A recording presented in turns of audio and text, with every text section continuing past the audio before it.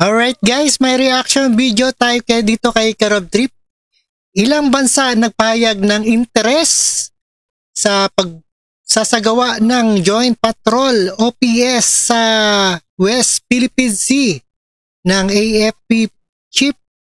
At panoorin po natin yan at ito ang kanilang pahayag na umano'y interes ng ilang bansa sa pagsasagawa ng Joint Patrol Operation sa teritoryo ng West Philippine Sea.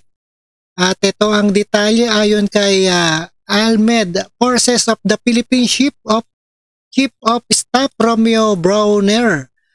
Magandang indikasyon ito hangarin ng ilang bansa pamanatili ang kapayapaan at seguridad ng ating Indo-Pacific region. At panoorin po natin yan ng buong detalye dito sa UNTV. And ayan, no other further ado, peace out. At itong ating intro.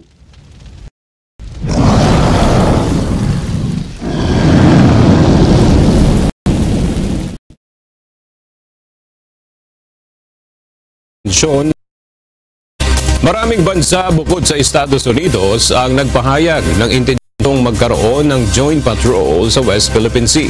Ayon kay Armed Forces of the Philippines Chief of Staff General Romeo Browner, ito ay magandang indikasyon na may mga bansa ring nagnanais itaguyod ang kapayapaan at seguridad sa Indo-Pacific region. Una nang nagsagawa ng joint patrol mission ang Estados Unidos at Pilipinas noong September 4. Noong Miyerkules, binigyang diin ni Secretary of Defense Gilbert Teodoro ang kahalagahan ng pakikipag-alyansa sa mga bansang may parehong pananaw sa gitna ng tumataas na tensyon sa West Philippine Sea. Ayan ang pangunahing balita at maraming salamat sa inyong lahat. At ano kaya ang ating mangyayari? At maraming salamat and peace out. Thank you guys.